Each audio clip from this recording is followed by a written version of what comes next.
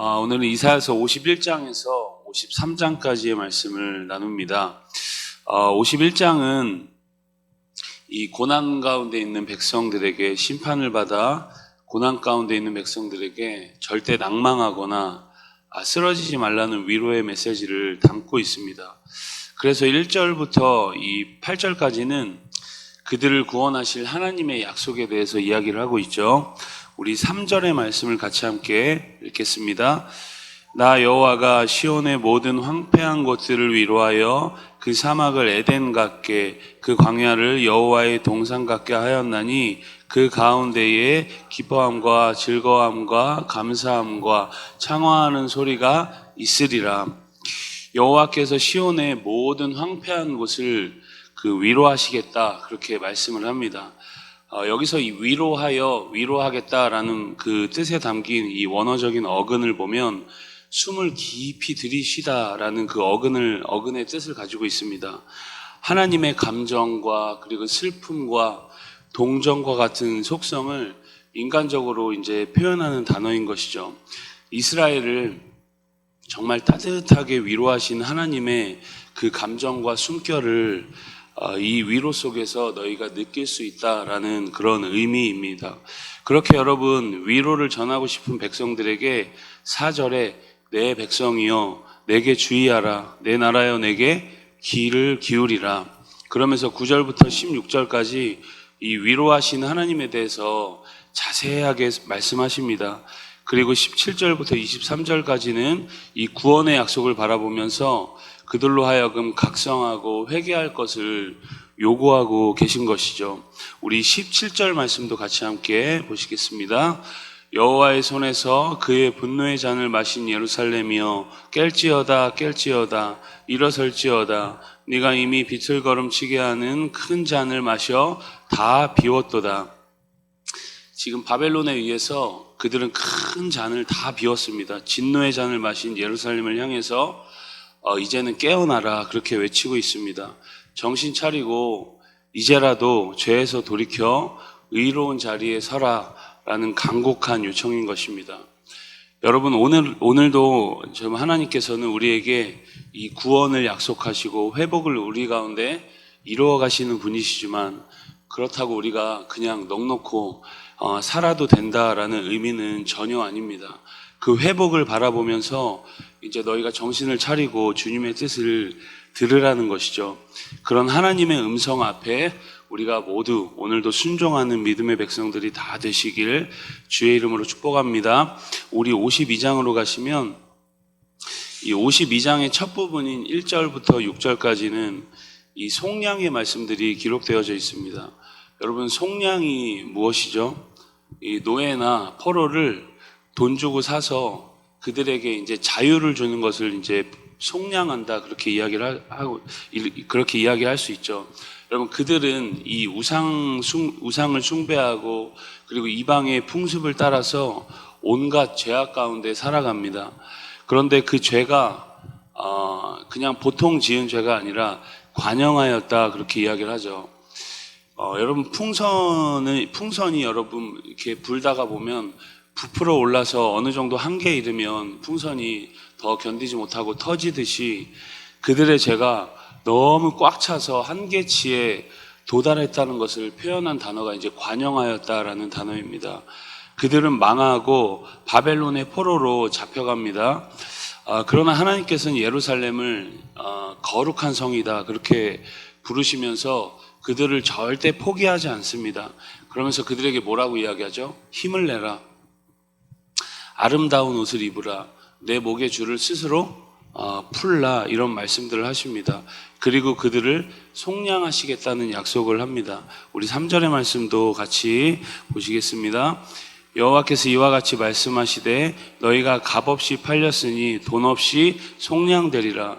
여러분, 이스라엘이 지금 바벨론으로 끌려간 사건을 어떤 지금 상거래 행위로 표현을 하고 있죠. 하나님이 이스라엘을 팔아버린 전 주인이고 이스라엘은 팔린 물건이고 바벨론은 이스라엘을 산 새 주인으로 표현하고 있습니다. 그런데 그 팔린 이스라엘을 다시 되찾아오겠다는 말씀을 하는 것이죠. 값없이 너희가 팔렸기 때문에 돈 없이 속량될 것이다, 그런 표현을 합니다. 여러분, 이 말의 뜻이 무엇일까요? 그들이 바벨론으로 끌려간 것은 하나님의 징계였다라는 것을 보여주는 그런 표현인 것입니다. 7절부터 12절까지는 계속 그들의 각성을 촉구합니다.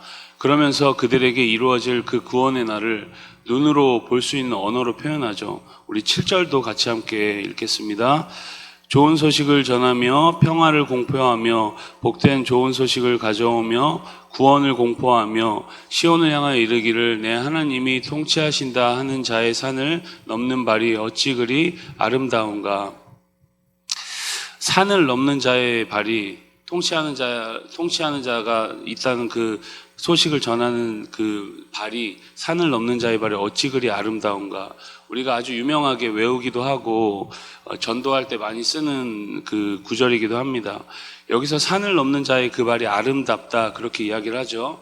그 발의 특징을 5가지로 표현합니다. 첫 번째로 좋은 소식을 전하는 발, 그리고 두 번째로 평화를 공포하는 발, 셋째는 복된 소식을 가져오는 발, 넷째는 구원을 공포하는 발, 다섯째는 내 하나님이 통치하신다는 사실을 전하는 발입니다. 여기서 말하는 좋은 소식은 이스라엘이 당시 이제 역사적인 그 사건으로 보자면 좋은 소식은 이스라엘이 예루살렘으로 다시 돌아간다는 소식이겠죠. 그러나 여러분, 이 말씀을 더 궁극적으로 보면 이 소식은 예수 그리스도의 탄생과 그리고 그를 통해 전해지는 기쁨의 좋은 것들을 전하는 소식이라는 것을 우리는 문맥 속에서 볼 수 있습니다. 그 소식을 전하는 자의 발이 아름답다라는 것이죠. 진정한 회복의 소식은 결국 하나님의 지혜인 그리스도를 통해서 궁극적으로 그들에게 이루어질 것이다 라고 이사야는 지금 예언을 하고 있는 것입니다. 오늘도 우리가 이 황폐해진 수많은 여러분 이 사람들에게 그 마음이 하나님을 떠나 괴로워하고 어려워하고 슬픔에 빠진 그들에게 이 좋은 소식을 전하는 우리의 발들이 다 될 수 있길 간절히 바랍니다. 우리 마지막 53장입니다. 52장 13절부터 이어지는 이 고난받는 종에 대해서 이제 53장까지 이야기가 쭉 이어지죠. 이 부분은 우리의 구원자 되신 예수님의 모습을 우리가 볼 수 있습니다. 특히 여러분, 십자가 위에서 고난받는 모습을 볼 수 있죠.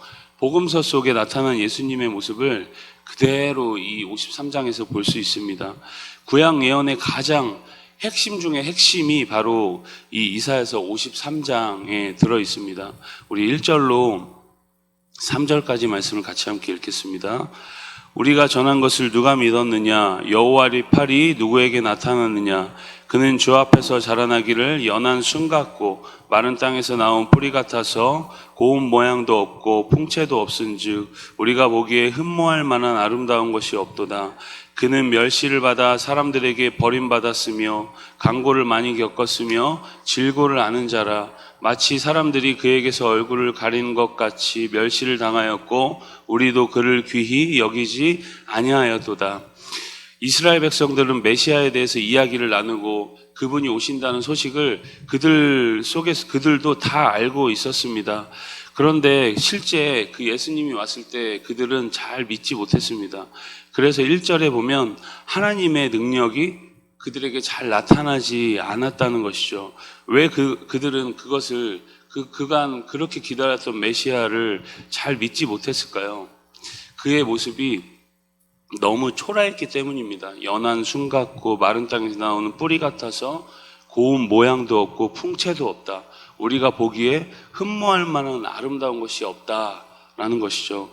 여러분, 이것은 예수님의 어떤 외모에 대한 평가이기도 하고 예수님의 더 궁극적으로는 낮아지심, 그 하나님이신 예수님이 그 인간의 모습으로 낮아지셨는데 철저하게 낮아지셨다는 것에 대한 표현이기도 합니다. 그가 어떤 대접을 받죠?